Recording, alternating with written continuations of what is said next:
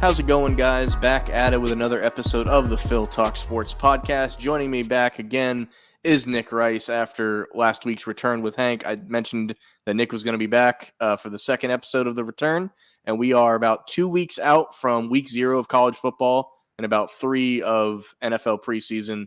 And football is about to be in full force, and we're ready to talk about it. So, Nick, are you ready for some football? I finally am. You and me both needed this amount of time to recover from, some of the most devastating moments of our lives. And no, it's not anything, physical for us. It's 2 of the worst playoff losses, and that's saying something our teams have ever faced. So we're back. It took a while, but we've recovered and we're ready to talk some football.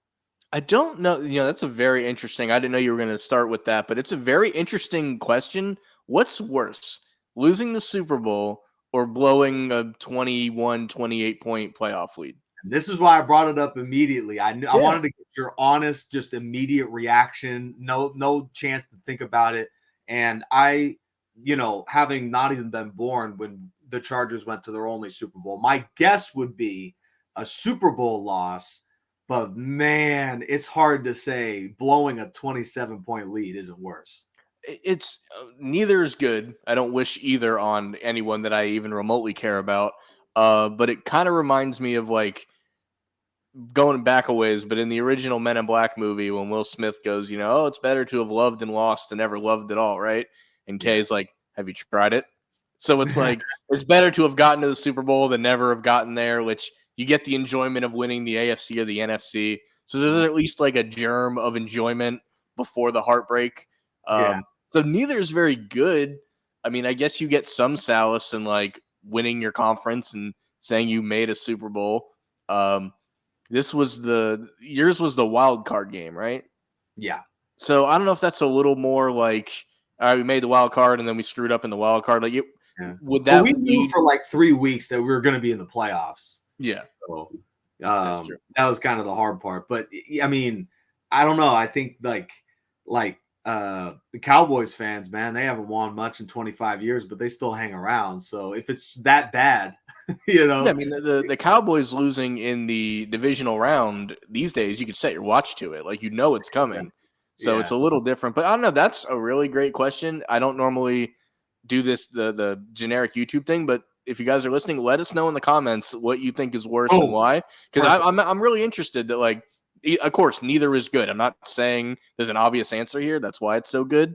But yeah, like you mentioned, to bring it back around, not a great end to either of our seasons, with varying levels of degree.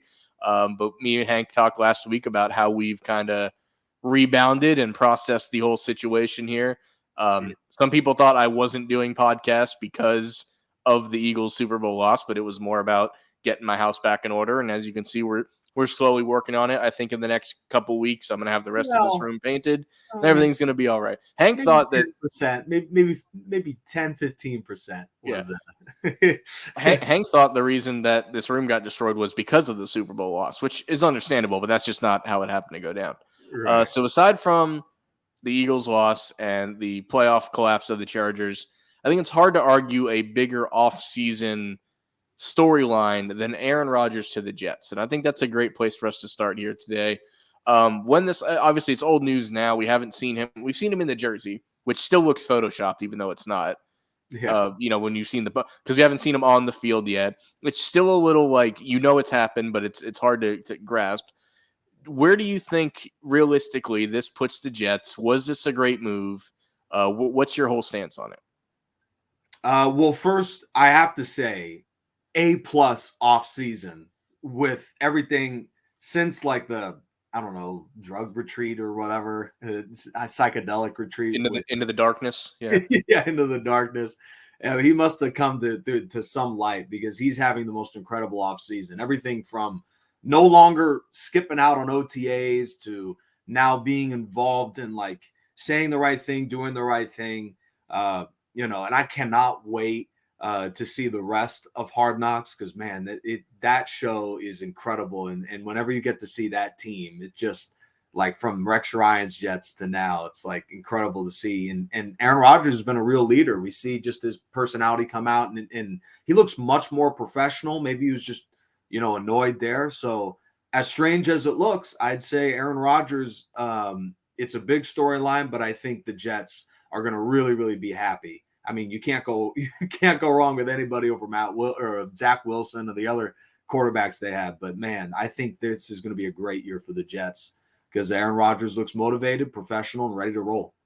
Yeah, it's not surprising really that he's had a better attitude. I mean, it's like when you start a new job, like even if it's gonna go south quick, like you're gonna try your best at the beginning to prove that they made the right call by hiring you, or in this case, signing you. Uh, I think sometimes it's just a change of scenery is needed. I think the Packers were, a little afraid to gun shy to pull the trigger on moving because they're moving a Hall of Fame quarterback, no matter how you stretch it. I mean, with the Patriots not re-signing Tom Brady was a similar thing, but you kind of like you take the backlash immediately and then you move on. And if Jordan Love looks decent and the Packers are 4-2 to start the year, you've already settled your fan base. Like, all right, it was time to vote. They've dealt with this before with Brett Favre. It's like we love the guy. He's won us a Super Bowl, and don't want him to go, but it's just time. So if any fan base was prepared for something like this, it might be the Packers. I'm amazed that the Packers Vegas line is still so high. I mean, they're moving on from a real legend, a guy that has the second highest quarterback rating ever for a career. Jordan Love, and I actually had the opportunity to see him play one game. I actually went to Logan and saw him play at Utah State one time. I was Really? I didn't know that. Okay. Yeah, no, actually, you learn something new with me every day. Yeah, that's cool. Who are they playing? San Diego State or what? Oh, they were playing Idaho State. It was just an opportunity to go see people up there. But Okay, gotcha. I was not impressed. He did not look like an NFL quarterback to me. Now, granted, I believe it was his sophomore year, and he had one more year, and that was kind of his breakout season. But not. I mean, granted, there's plenty of guys that are just okay in college, like Michael Thomas, slant boy. But I don't know. I'm amazed that this guy is and the Packers are being rated so high, and the Jets are kind of being overlooked. Everyone wants to explain away like, okay, the defense, it was an off year. We don't know too much about the receiving core. The O-line still stinks, but I think he could translate to 12, 13 wins with the Jets. Call me crazy, and Vegas does. But I think the Packers are going to miss him more than they realize. Now, granted, it's going to be a huge relief, his lack of locker room presence now. Right. But in general, I think the Jets are going to be thrilled for a year. I think it's a lot. It's basically Brett Favre all over again, in my opinion. That 1 year was incredible with the Vikings. I don't know so much with the Jets, but that 1 year, I think they're going to have a very similar year in New York this season.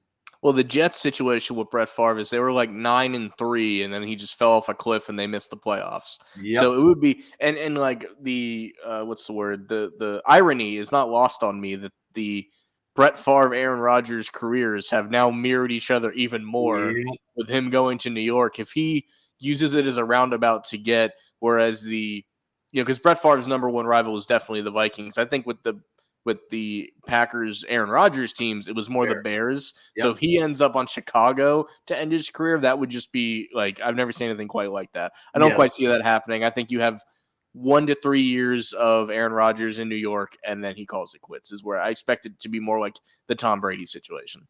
Yeah, probably 2 years would be my guess. And I think this is the 1 year that they got to go all in and make it happen. And then after this year, Rodgers will be a year older. They're going to have to start paying guys. So this is their window, and I think they will be really good this year. Yeah, I mean, if they are 10-7, make the playoffs, lose a game, maybe he just kind of walks away at that point. But if they are close divisional game, make the AFC Championship, it may entice him to do that second or maybe third year. It really depends how it goes. I don't think he's decided how long he has left. I think he's made that abundantly clear that he could have walked away already and he could still be in Green Bay. So he's kind of flying by the seat of his pants. He's doing whatever the darkness tells him, I guess. But I'm interested to see. So, like, that's an interesting division because we've seen the good and the bad in Miami right now. We have seen the Patriots are probably going into a season at the lowest they've been in the past, 20 years. That's what I was thinking. I think the Bills and Dolphins will be great for a while, but this Yeah. is 1 year where they could sweep the Patriots and be fine, and nobody would be surprised by that. Right. And the Bills are at a point where I've had the Packers the last 3 years where like they could win the Super Bowl and I wouldn't be surprised. And they can also lose in the wild card weekend and I also wouldn't be surprised. So I don't really know where. So like the avenue is there for them to coast to like 11, 12 wins, 13 wins, and, have a great spot in the playoffs. It's entirely possible.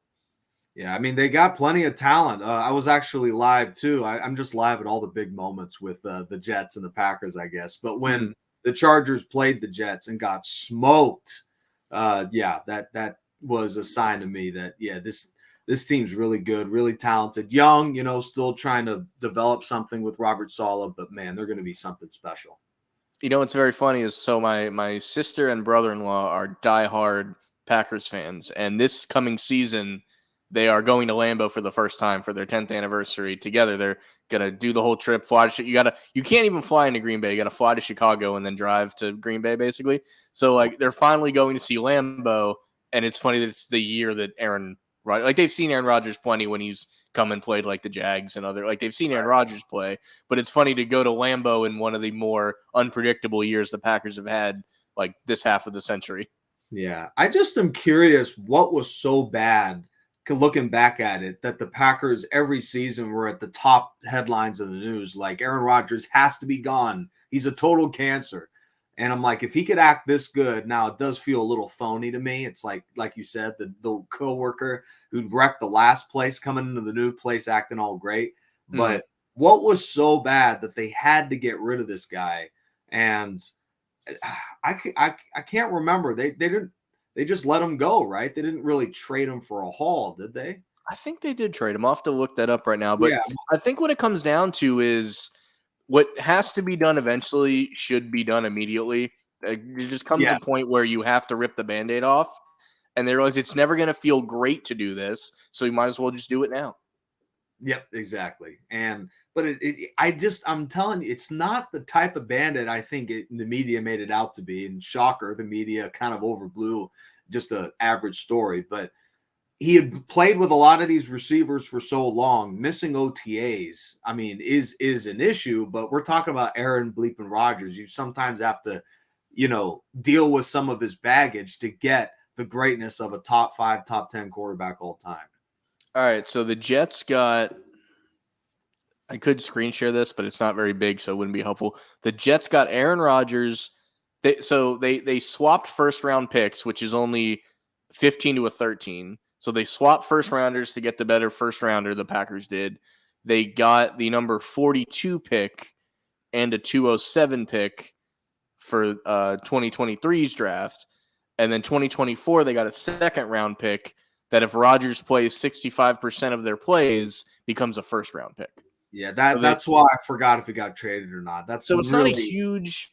It's a pick swap, a first and a second. There's like a fifth in there, but like that's just to make the money work. So basically, they got him for a first rounder and a first and a second and a pick swap is what they got, which sounds more like an NBA trade than it should be. But 15 to 13 is nothing. Yeah, but yeah, like if they had done, like you said, rip the Band-Aid off immediately 2 years earlier, they absolutely could have gotten 3 or 4 first rounders, something crazy for a guy like Aaron Rodgers, who's tail ending of his prime. He is one of the first guys I've ever seen at quarterback. And granted, I'm still pretty new to this, but this is a guy who is so overwhelmingly talented. But in my lifetime, I've never seen a quarterback so, I hate to say it, unclutch. He is the least clutch quarterback I've ever seen. I mean, you list the guys that have beaten this guy in the playoffs, and it is a laundry list of mediocre has-beens, journeymans, stuff like that. I want to say since the Super Bowl run, it's like he's only beaten Joe Webb, and he beat Dak once. Yeah, but Jimmy G beat him twice, and he beat rookie Dak too. Rookie Dak, yeah. Granted, the incredible throw to Finley on the sideline, but then he got smoked the next week. So, I mean, in the playoffs, man, it's amazing to me. I can't explain how he has lost so many playoff games against quarterbacks and teams that he was way better than at home with the weather on their side. West Coast teams teams that aren't accustomed to Lambeau come in there and they, watch Aaron Rodgers go 14 drives against San Francisco and score once.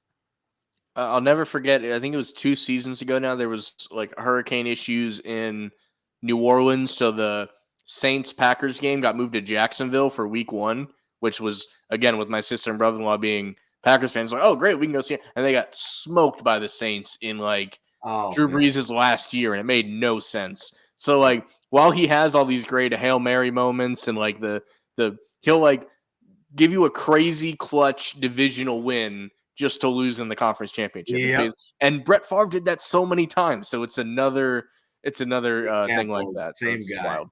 We're 35 years of legendary Hall of Fame quarterbacking with 2 Super Bowls. 2 rings, which I mean, 3 trips. Beggars can't be choosers. That's 1 more than I have. That's 2 more than you have. But it is wild to think that, like you said, 30 years of Hall of Fame quarterback play resulting in 2 rings, and 2 rings semi-early in both careers. Too. It's not like, all right, they figured it out and it all came together. It's like it came together kind of early and then it just never was duplicated. And in the NFC, which I would say for the entirety of it has been the lesser quarterback conference.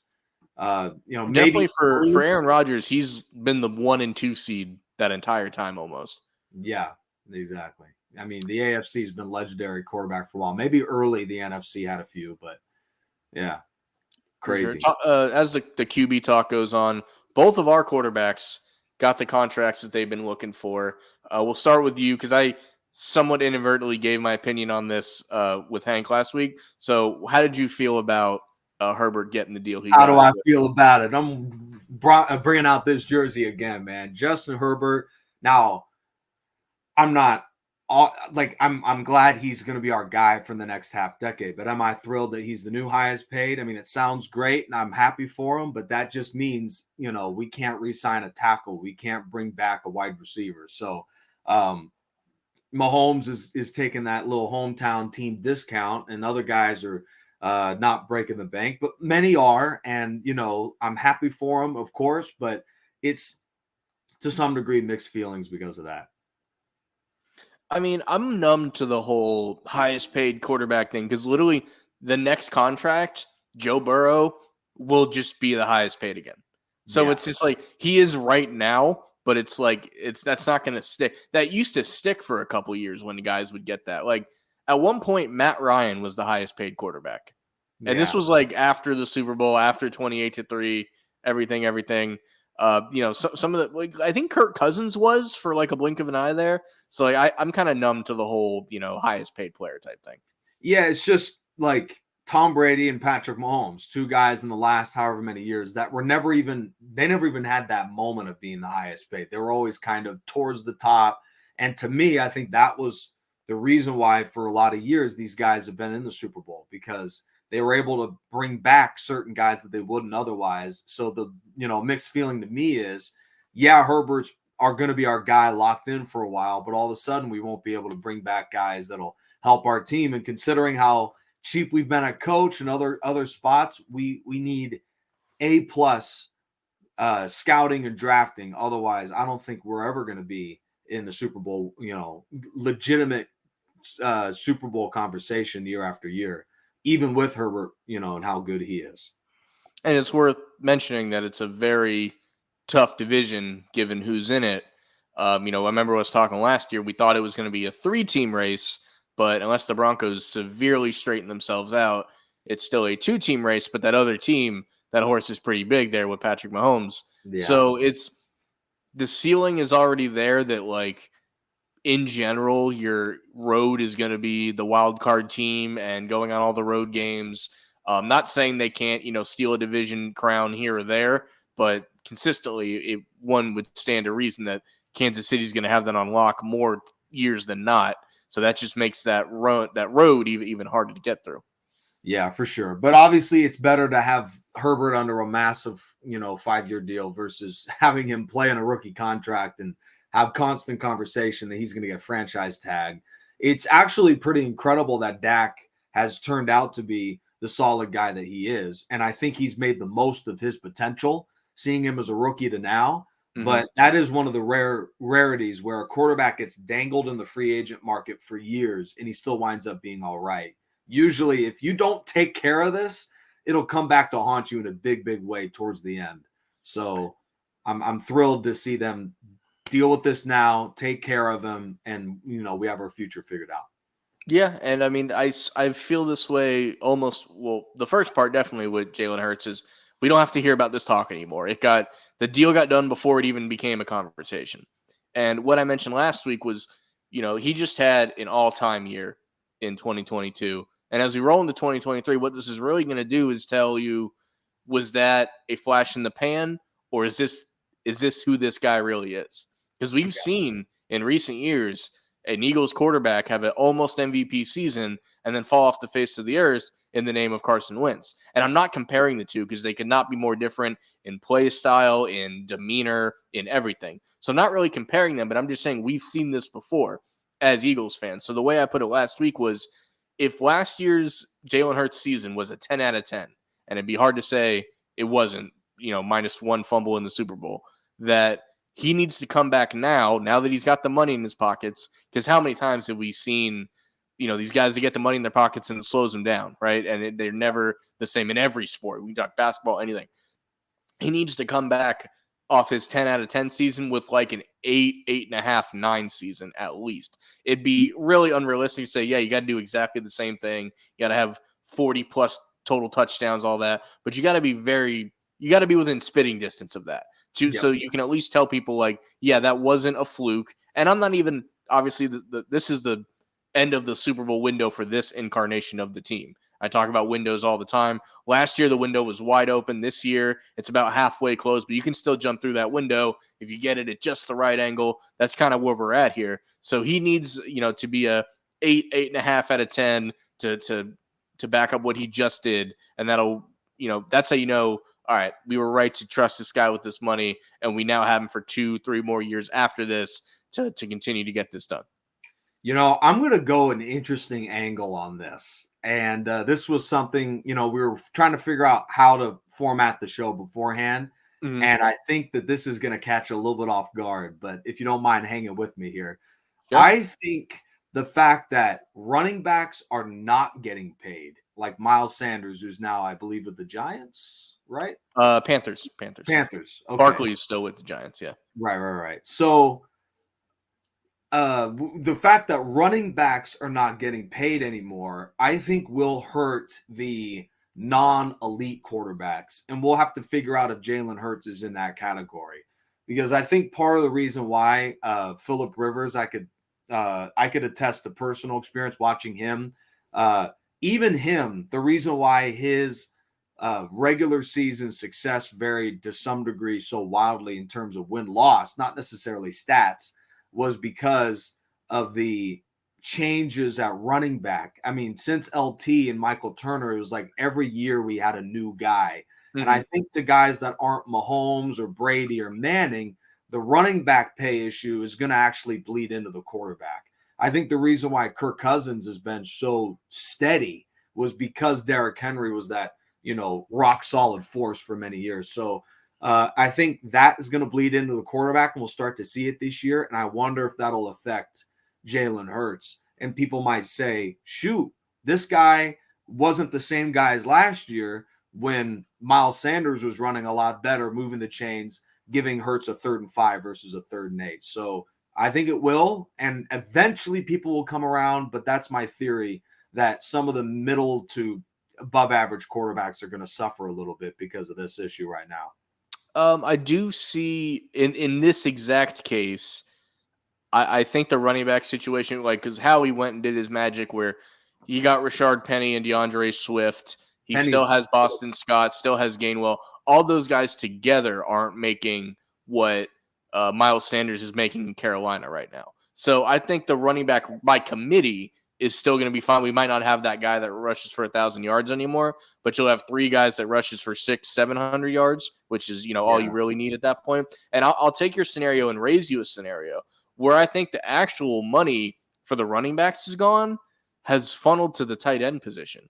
Because the tight ends have never been more valuable. They used to just be looked at as, they catch a pass or two. They're not getting paid that way, though. but they are valuable. But they're pulling just enough of it away from the running backs. If this running back isn't happy getting 10 million, but if he's getting 17, all is right with the world. So if 4 or 5 of that million is going over to them, and you always had like your Antonio Gates level guys that would make the money. But with other people now, like you need to represent one as 3/4 of a starting wide receiver salary, basically. So I think what you just said has legs and is valid, but the other half of that is like, if half of the money is now going towards the quarterbacks and the other half or third of it is going to tight ends, that's why the best running back in the game potentially right now, Saquon Barkley, can only bring $11 million to the table. Yeah, I guess that's a good point. Now instead of that guy on 3rd and 2 that you run into the pile to get the first down where the quarterback breathes a sigh of relief, now you're just running the tight end situation where the short routes to him, and he is the 3rd and 2 run it up the middle guy in 2023 versus in the past.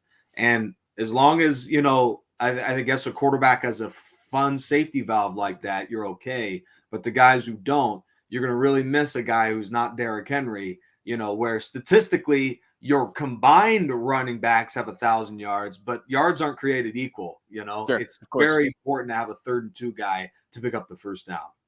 Yeah, I mean, it's very important when you have 3-4 guys deep. You need to know who does what well and put them in those situations to succeed. I mean, even when the Eagles won the Super Bowl, LeGarrette Blount was clearly that, 3rd down guy, get the touchdown, or get the short yardage conversion. But halfway through the year, they traded for Jay Ajayi, which was just a shot in the arm to that running back crew, because obviously Darren Sproles got hurt, so you had to change some things up. So I think we will see more teams by committee. You'll have your pass catching back and things of that nature. And I mean, the running back on your team, like, I almost struggle to call him a running back because the guy does everything. Exactly. People don't realize, like, Austin Eckler, of course, I'm talking about. He needs to be in that Christian McCaffrey, Deebo Samuel type of player that I don't feel like he always gets talked about in that way. Yep. Yeah, exactly. But I'm amazed that, and this is rare for the NFL, that all the owners, to me, are doing the right thing salary-wise. Now, it's not the right thing to the running backs. These are people, too, that earn their way and are getting paid like starvation wages compared to quarterbacks and receivers. I mean, it's ridiculous. Right. But with that said, all the owners, financially are doing the right thing. Usually you got to get a guy that's rogue, that is going to pay someone crazy money who shouldn't get paid crazy money, but they're all in line. I mean, financially, you really need to have by committee. It's just a much, much smarter investment. And it's unfortunate, and it begs the question, what do we do? Do we say the running backs get paid on a different timetable? Do we make them come out of high school potentially, or give them an option? I actually don't have a very good answer to that. I just know that, for fairness sake, something has to happen, because for the guys that are elite, like Dalvin Cook, not having a job, to me, is just crazy. Yeah, that's wild. I agree. I don't have the answer either, but I will tell you the best answer I've heard, because, like, you can throw out anything, people, and I don't think this wasn't your words, but people have said it. Let him come out of high school. I'm sorry, you can't do that. That's not going to be a thing that happens. But the best example I've heard is when a running back gets drafted, instead of giving them the 4-year deal with the 5th-year option, have running back contracts be 2 years with a 3rd-year option. That way, they're hitting that contract at their prime.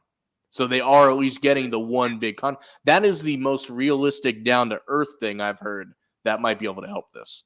To me, I think in general, like, all positions should be like that. Married for a certain amount of time, especially when, sometimes it takes a while for someone to pop. Mm-hmm. So I think in general, the entire thing needs to be fixed. Like, rookies coming in where they technically, if you're a first-round pick, could be under contract for 7 years, the 4 years, the 5th-year option, the 2 franchise tags. Your career is almost over by that point, unless you're a great quarterback. So to me, I think the whole thing needs to get fixed around. See, in my opinion, and not everybody can look at it this way, but in general, when I hear somebody get franchise tagged, they're not getting the security of the longevity, obviously, but you're getting the money, because the point of the franchise tag is the average salary of the top 5 at that position. Mm-hmm. So you were at least like, if Saquon Barkley was franchise tagged, they're paying him like a top 5 back, which he is. So the Right. money then doesn't become the issue of the franchise tag. It's the here's another example, and this I just thought of this just now. Instead of letting you franchise tag for 2 years separately, make the franchise tag for straight years. We're going to pay you top 5 of your position. Yeah. That way you I don't, like that. and then you have 2 years to figure out more of it. I raise you one more. What if Okay. there's a way where you could franchise tag, but another team could negotiate you out of there? Because my other thing is, man, the team could have your individual rights and you have no opportunity to at least see what else is out there or give another team a chance to bid on you. I'm good with that. Really, I think the NBA has something like that where you're on an offer sheet. Yeah, And then, so kind of combine those two ideas, and hey, I think we just fixed the running backs. Congrats, man! Great job. All right, cool. And I'm sure the NFL is gonna do that right away. I hope so, course, man. They'll get right on that right after they fix this other issue that we have coming on here with the off-season injuries. Oh, There seems to be no way around this. We just every year, it doesn't matter who it is. Like we saw Joe Burrow limp off. It looks like he's going to be okay overall. But like for him to roll out of the pocket on like a shirt and t-shirts day with no pads on and come up limping and like jump on the ground and grab his leg, like I'm not a Bengals fan, but that terrified me. Like nobody in this world, unless you're in the Bengals division, doesn't want Joe Burrow to play football this year. That's it. Like, and we've seen so many others. We had CJ Gardner Johnson had the injury. It looks like it's a strain, and overall he's okay, but that could have like really derailed his future in the league and everything. I'm going to full screen you here for a second while you give your opinion on this, but what do you think can be done about these offseason injuries? Well, shoot, that actually reminded me of the Steph Curry situation where a lot of guys on social media are weird and will bring up stuff like, I hope, on on Twitter or whatnot, I hope he gets hurt and all that stuff. Just the weird stuff on Twitter.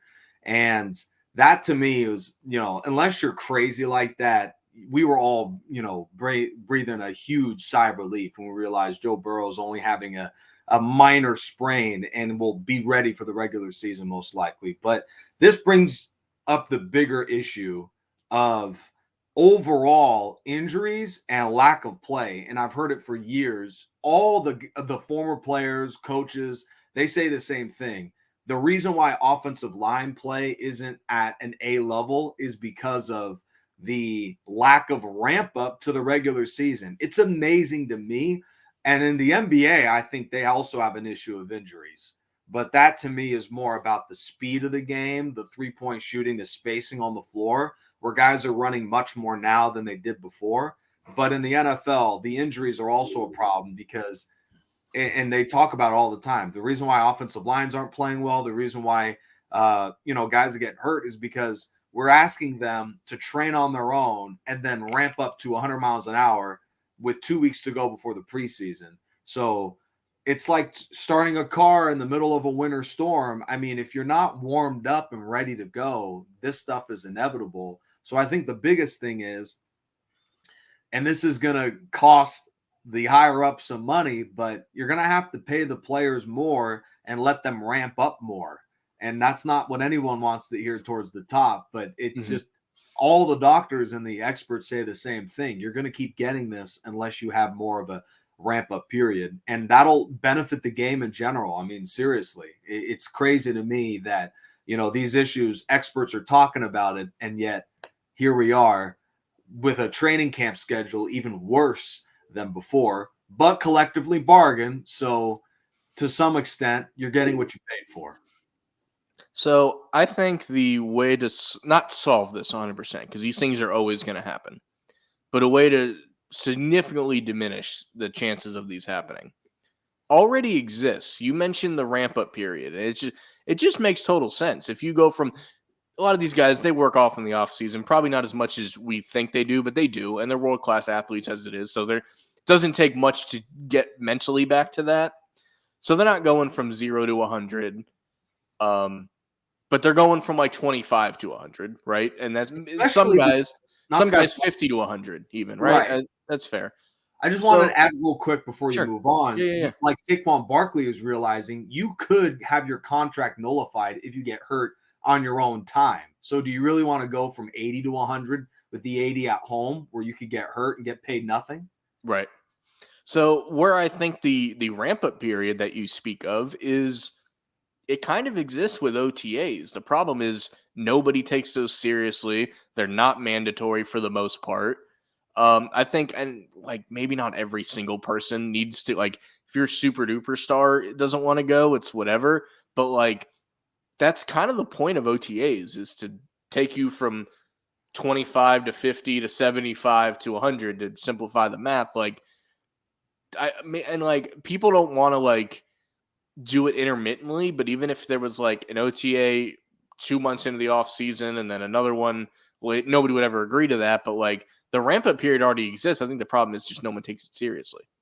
Yeah, well, that's a good point. But I have this crazy idea. Let's get the doctors and the experts and the former players who have been through this, and they could tell us the right strategy. But everything's collective bargain, and I think that was a thing, part of it, where they took out the mandatory part, where now guys can just kind of ramp up at their own speed. But to me, I think there are some simple solutions.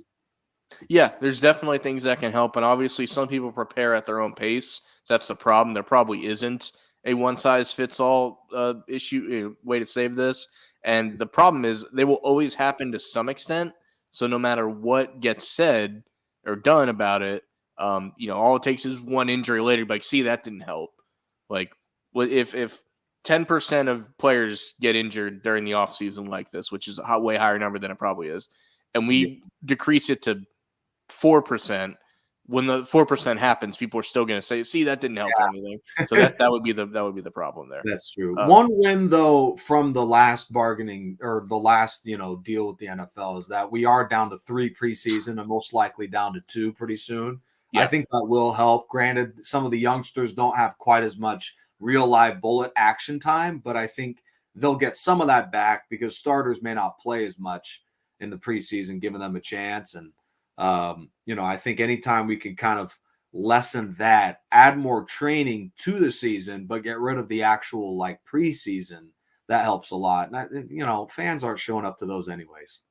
I mean, more and more people are saying that the joint practices are way more valuable than these actual preseason games. So if there was a way to like, can we just stream those on TV and let people come to those maybe, and just make them, charge $10 to get into the joint practice, and more people would go because it's only $10, and have it at the stadium instead of the, and like put that on NFL those Network. Are great, man. I mean, I'm sure. Actually, not sure. I know you've been to some UCF spring football games. Granted, that's not definitely against someone else, but those are amazing, man. Yeah, they're a lot of fun. Yeah, showing up to those are great. So NFL version of that would be great. Hey, we got 2 ideas.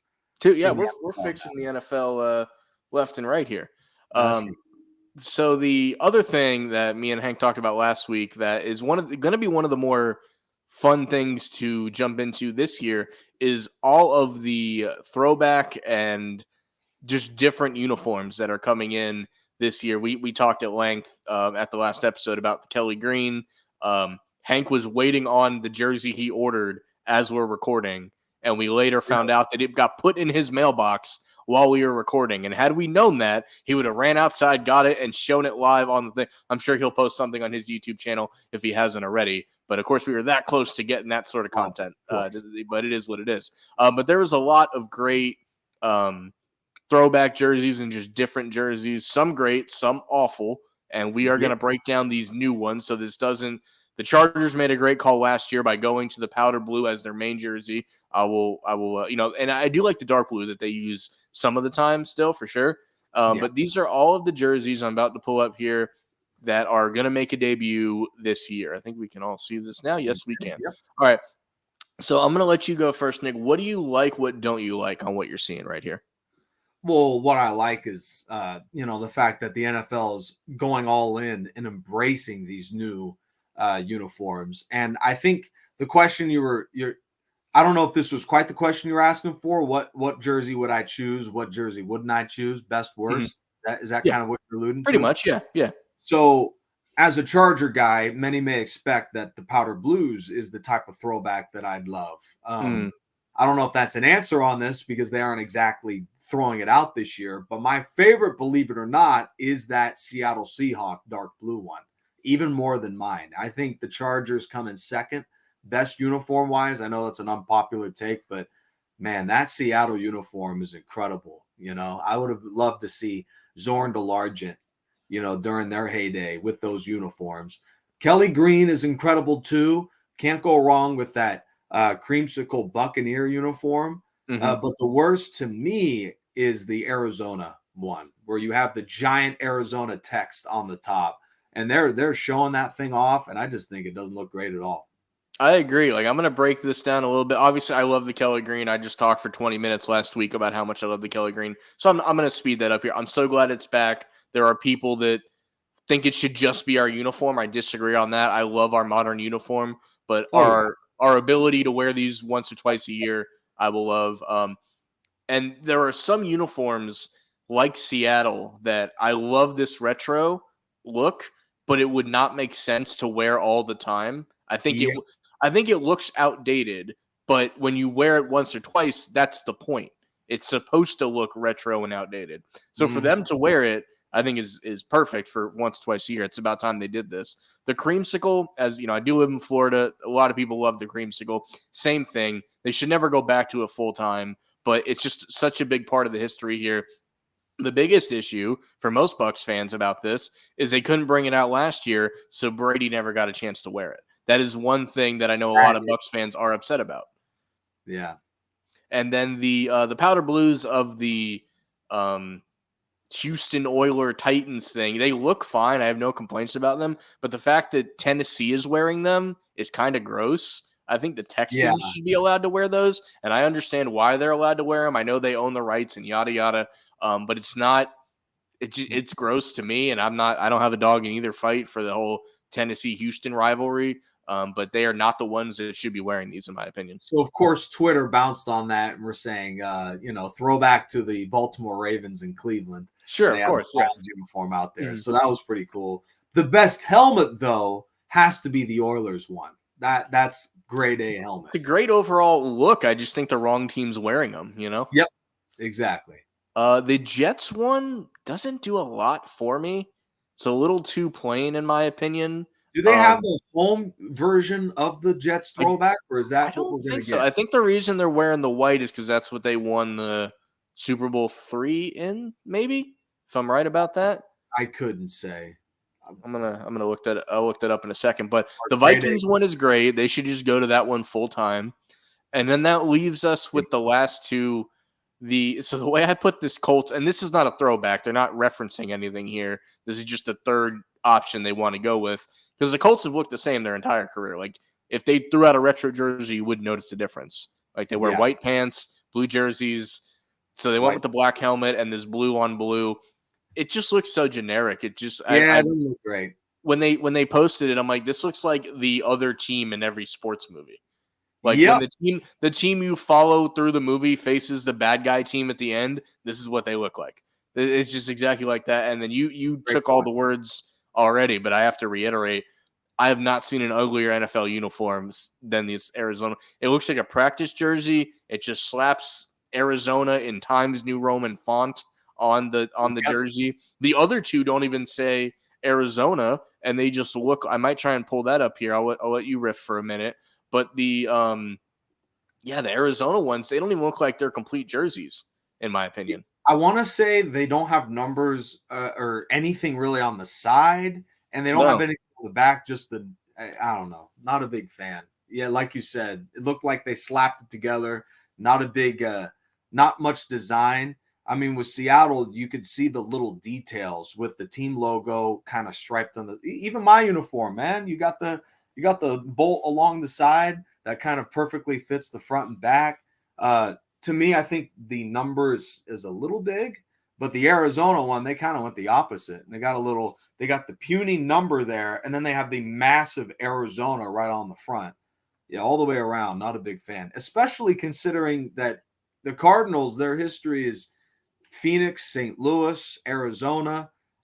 Not exactly like, if you're going to represent a team name, I mean, go with the Cardinals over Arizona. But yeah, I'd say On the right of the three, I love that the most. I'm a big fan of the black. The Ravens all Sure. black is pretty cool.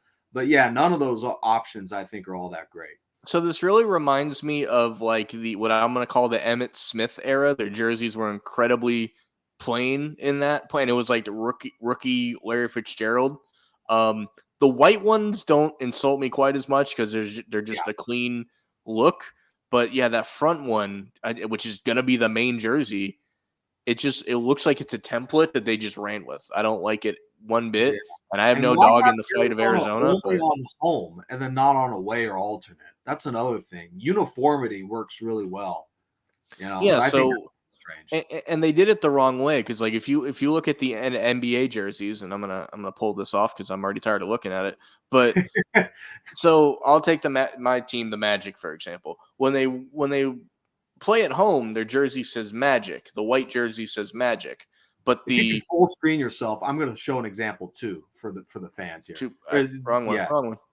There we go. I'm still figuring this out. But so a Magic jersey on the front is going to have the white it's going to say Magic because we're already at home. Everybody knows the team name. But when you play on the road, it says Orlando on the front. So the home jersey saying Arizona makes no sense. The home jersey should at least say Cardinals, like you were saying. Yeah. So it doesn't look good in the first place. So there's a Laker jersey. That's what they wear at home. That is right. That is not Times New Roman font. That at least has some look to it. Yep, and there's the original Kobe Bryant thing. So I'd say that was not bad. Yeah. And this is a throwback. This isn't their new uniform. This is from like 20 years ago. Right. So yeah, overall for them to wear that, I just think doesn't make a whole lot of sense. And it's I don't know that those will last long. It reminds me of like the ones the Jags wore with like the Blake Bortles era. I didn't mind those. I think they're an improvement over what they currently wear, but they only lasted like 3-4 years. And don't be shocked if that happens to Arizona because they fixed something that wasn't broken. Nobody had a problem with Arizona's jerseys beforehand, I don't think. Oh yeah, Larry Fitzgerald and the all red. That was a pretty cool look. So. But hey, when you have 32 teams, one of them got to be a little bit behind. I guess Arizona's that team where they're going to do their own thing and learn it the hard way. That nobody wants to see that. Aside from Arizona, which is now an easy target, just real quick before we get out of here, what do you think? Who do you think has the worst jerseys besides them? I think you can't go wrong with the alternate Steelers Bumblebee uniforms. Sure, but I mean like a regular like day-to-day. I figured that's an easy answer. Yeah, there's another easy target. Mm-hmm. Off the top, that is such a hard question. Give your point while I think about it. Sure, I'll throw the Texans ones. Don't do a whole lot for me. There's nothing inherently wrong with them, but like they don't do anything special in my opinion. I thought I'd have an answer by now. All I can think about is stuff I love and not love as much. I love my Chargers uniforms. Those are really cool. I'm kind of weird on this, but I remember the few times, and it really sticks with me, when the Ravens wore their all black uniforms. Mm-hmm. And what I remember most is when Kyle Bowler and the Ravens Willis McGahee almost beat the undefeated 07 Patriots with that all black on Sunday night. That was the most amazing look. Maybe it was Monday night. Love those ones. The Kelly green that you guys have are pretty cool. I showed it off last week. I do have a Randall Cunningham, Mitchell Ness Kelly green jersey from like 20 years ago. Well, what is it? 2023. 13 years ago, I bought it. So I do have a Kelly green. I will eventually buy this new modern style, but as for now, I'll just rock with that, I guess. Yeah, I wish I had an answer for you, man. I'm thinking. Oh, hey, you gave us ones you liked, which is probably a more positive spin anyway. So that's probably a good way to go. But no, we can come on here, the three of us, because the next episode we plan to do, Hank, Nick, and myself are going to come on and do some predictions, and maybe we'll do some jersey talk too, because that's always fun.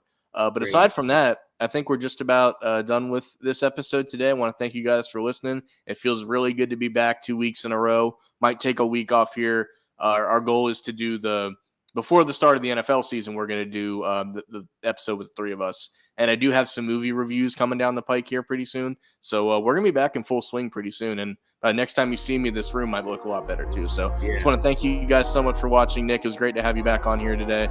And thanks guys for watching and listening. And we'll see you next time.